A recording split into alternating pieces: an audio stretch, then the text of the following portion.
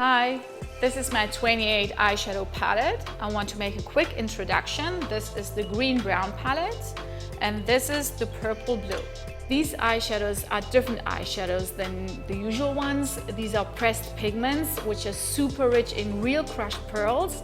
They contain also a very high percentage of pure pigments. They're super rich in moisture.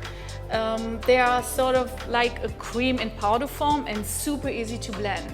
I'm going to show you one neutral look with the green-brown palette and one colorful one with the purple-blue. For the first brown neutral look, I'm going to use Sandstorm and I'm going to place it into the crease. Next, I'm going to use the Arizona for the outer corner.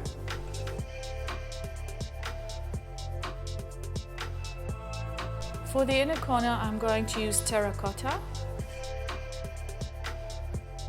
For the center eyelid, I'm going to apply the cool bronze with my fingertip. The same shade I'm going to apply in the center of the lower lash line. For an extra dimension, I'm going to add the Sienna, which is a duochrome with greenish golden brown. For the inner corner and tear duct, I'm using the Moonstone, which is a neutral nude. You can use it also on the center eyelid if you wish, and also on the brow bone if you like very shiny brow bones. The second look I'm going to create with the purple-blue palette.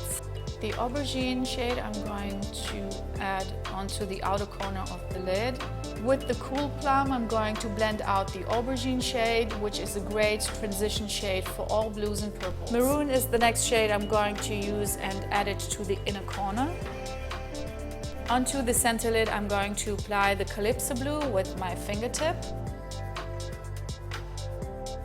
Next, I'm going to use the Smoky Plum onto the outer corner of the lower lash line. And I'm going to continue on the lower lash line with Nina's Orchid.